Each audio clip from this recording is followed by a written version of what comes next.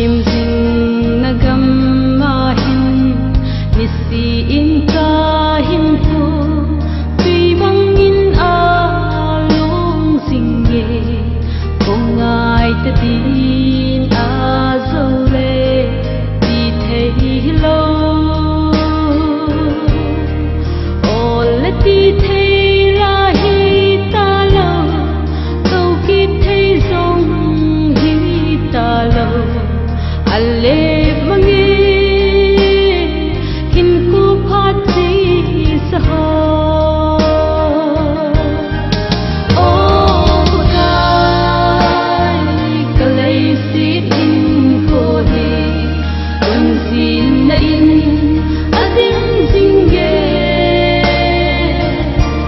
nang tong kahin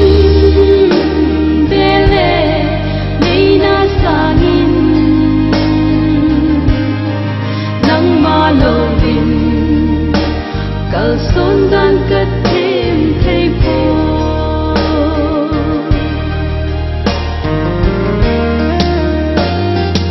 iti lei si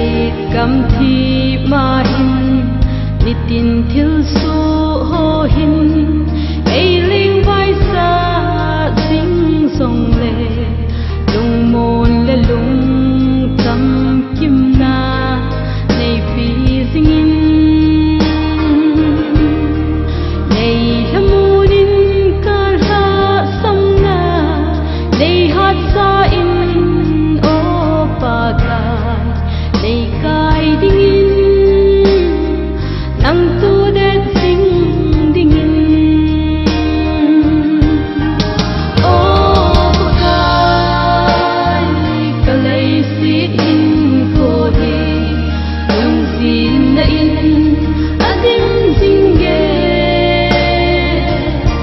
nang tong kahin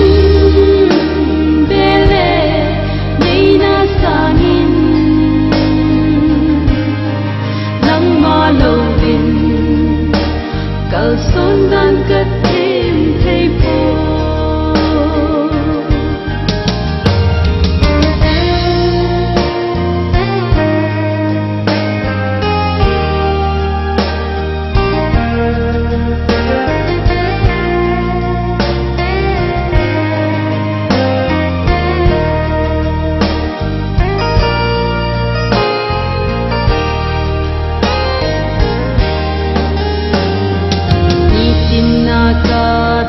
dan ho hin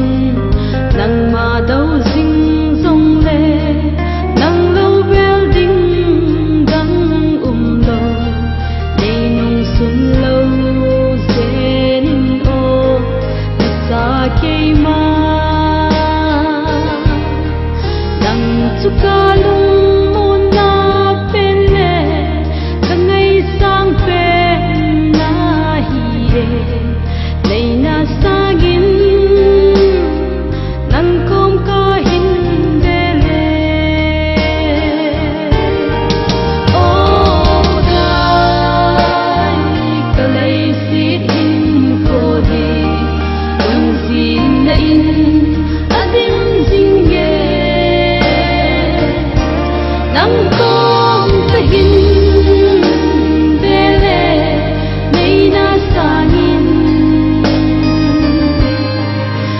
malovin kal son dan ka